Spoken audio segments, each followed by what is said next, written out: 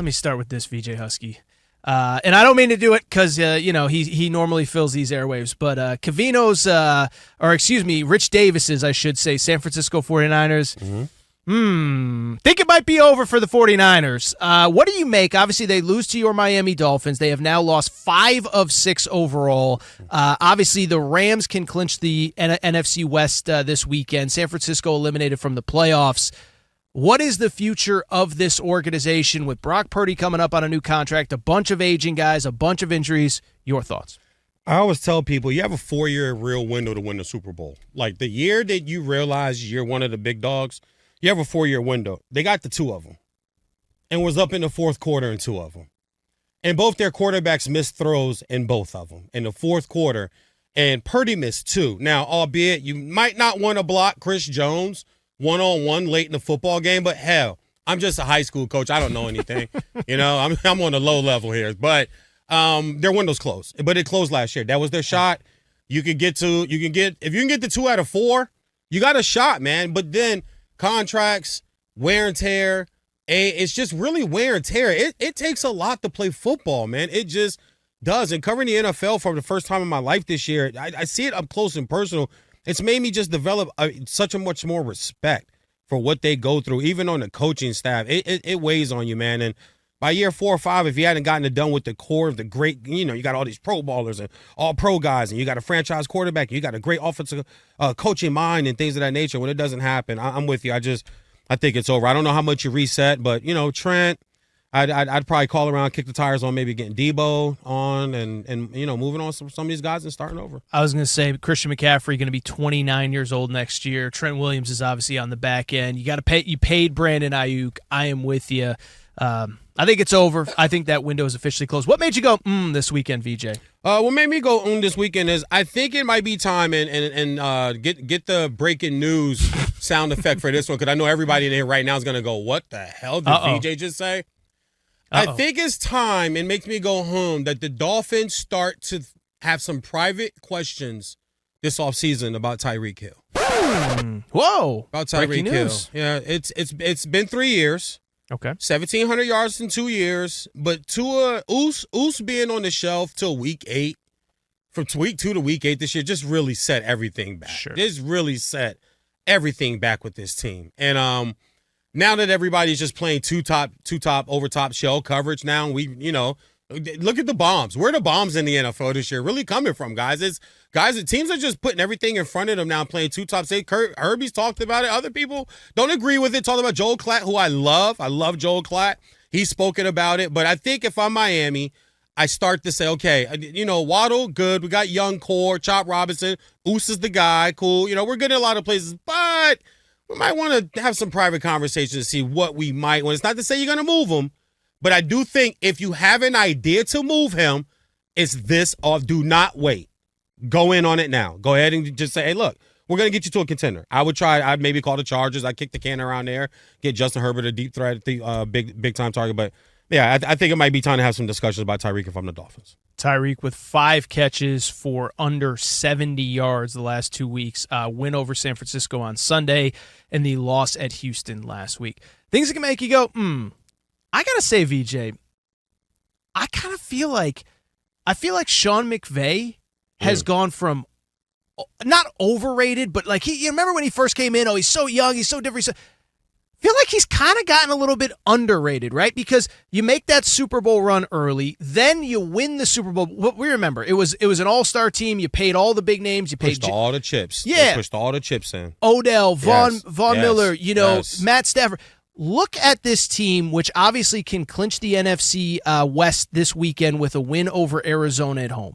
You got Matt Stafford still, but Kyron Williams is obviously a young pup. Jared Verse is playing at an insane level. Puka Nacua obviously emerged last year, but is a second-year player. I don't want to say he's doing more with less because that's not fair, but between the front office, the identification of talent, the development of talent, because, again, you look at how they did it when they won that Super Bowl, a bunch of name-brand guys. I don't know if I even mentioned Odell Beckham that was on that team as well. Jalen Ramsey. And now it's a bunch of, young guys along with Matt Stafford, along with Sean McVay. I just think it's an awesome story that we're probably not talking about enough. Yeah, Martin and I talked about this on Saturday. It is being overlooked, and it's being overlooked because They got the ring. Then they kind of had the hangover. Then you got Aaron Donald retired. Matthew Stafford, I see the guy every Sunday home game face to face. The guy's beard he's grayed, man. He's grayed out, bro. Like it just almost looks like, I don't want to use the term they're hanging on because they're professionals. They're showing up. I'm not saying they're dogging it or anything close to that. But you can tell, especially for Matt, it's coming down the stretch. It's coming down the back stretch for Matthew Stafford. You can only play this game so long. I don't see him playing until he's 43, 44, 45 like Brady and Rodgers and these guys. And I think McVay flirted with TV. Mm-hmm. He flirted with leaving, right? So when you do that, I always say, when you start to mention the new girlfriend, you're already broke up in your relationship. When you start to mention the new girl, you're already, it's only a matter of time. So being that he did flirt with TV, it's only a matter of time before he goes, it was a nice run for me, but I want to go do something else in my life or my career. But I can hear him in the press conference right now saying his goodbyes. But I think it's not getting enough attention because the NFC is so stacked. You think, look what the Lions are doing. A lot of attention on the Niners. We just spoke about them, trying to figure out what's going on there with their Super Bowl hangover. And then you have the Eagles, who are playing really well, playing top-notch football this year. Then you got Washington that comes out of nowhere with a rookie quarterback. There's some other storylines, and they've kind of gotten lost in it. But they won't get lost in it if they go ahead and finish out Saturday night, win the division, and then we know in 2 weeks we got a home playoff game here in L.A. Mm-hmm. So, I don't think that by any stretch of the means they're down. I just think that, it got, like you said, got some young pups, got to figure out what these guys, we know what Puka is. I think Kyron Williams is a great back, even there with Blake Corum there as his backup. But it's they got a ring, so maybe we're trying to pay more attention to some of these other teams that don't have a ring yet, and they're solidified. They're fine. Very good. What made you go on Sunday or Saturday? The Bucs. I'm trying to figure this team out. Right? We've known the Bucs for having great defense over the last 25 years, right? This year, at one point, the defense was 27th in the league, okay? And then it was 28th, and then they've risen up a little bit. And then you put on the Dallas game last night. Now, this is after going into SoFi and blowing the doors off of the Chargers, which is one of the most painful press conferences of my man Jimmy Burgers I've ever had to do. It was bad. I get it, though. You get whooped like that, you don't want to talk very much. But then to show up to Dallas last night, who seemingly has nothing to play for, even though they're still mathematically still available for the playoffs, but no quarterback, no running back. Receiver, is he happy or not happy? I don't know. He got paid, so maybe he is happy. Talks about the coach, when he's going to come back. You got Jerry Jones with the press conferences, and then the right after game post press meetings and stuff. And you think, okay, Bucs, here we go, baby. This division, it's there for you. Atlanta just got a dub, right, with a rookie quarterback. Mm-hmm. You got to keep going. And then you go and lay an egg like this last night. That it just makes me go, what? Who is this team? This is a team that has wins over the Eagles and the Lions. Exactly. And a dominant win over the Lions, for that matter. And you're losing to the Cowboys. And listen, even the Chargers, okay, to come in. Now, if that game was in Tampa, I might not scoff at it much. But to come in here and score on 6 straight possessions against the number 1 scoring defense in football, that makes you raise your eyebrow, at least for me. That makes me go, okay, this is the time of year. You want to be doing this time of year. Then I watched last night and I just go, okay, man, can the Vikings go in here and beat them? I think can the Packers go in here, right? They're going to get a home game if they win the division. But is that home playoff win guaranteed for the Bucs after we saw last night? I think we forget that this is at the end of the day, it's a Todd Bowles coach team. He was really handed a roster that was ready to compete, and he's kind of just the same coach he was with the Jets at the end of the day. I think they should probably graciously fire Todd Bowles and just promote Liam Cohen before they lose him, and Baker Mayfield has to reset again. Middle of the season, there was an injury excuse, but that's not true now. Besides not having Chris Godwin, this team is mostly on the mend, and I don't know. I think this loss last night is inexcusable. As you say, Atlanta's right on their heels. You haven't solved anything.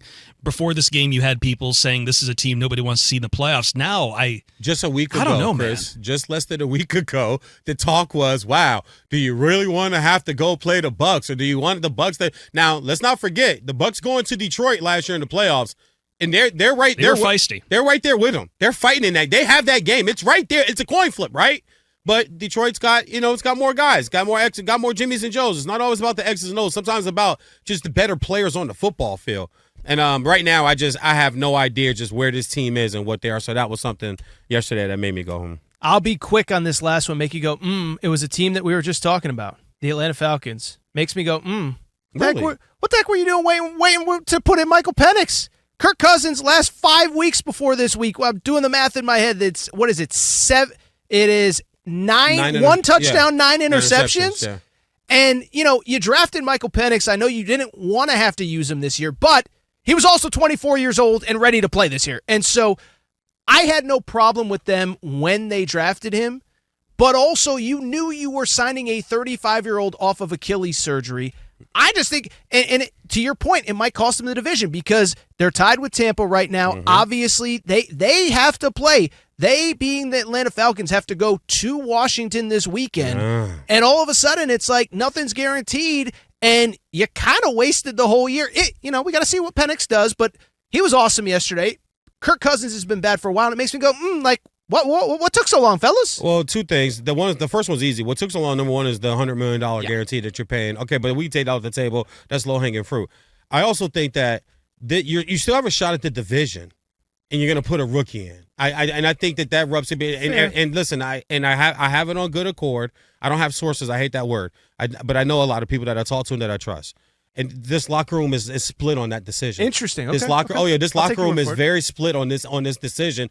There are some vets that are like, okay, he's playing bad, yeah, but if we do win the division and get into the playoffs, we trust I'd much rather have a vet guy than a rookie that ain't never seen it before. And then now you might have to go back to the vet. I mean, it's just there's some guys that's like, look, man, you waited this long. To your point, you waited this long. Let's kind of ride this out. Yesterday, you get an easy opponent at home. It's home. You start them. I thought that was smart, though. Start them at home. You got the home crowd behind. Let's see what happens when they go to Washington in the cold this weekend. Now, Washington can have a letdown because of how great they looked yesterday coming back, but no Jalen Hurts helps that.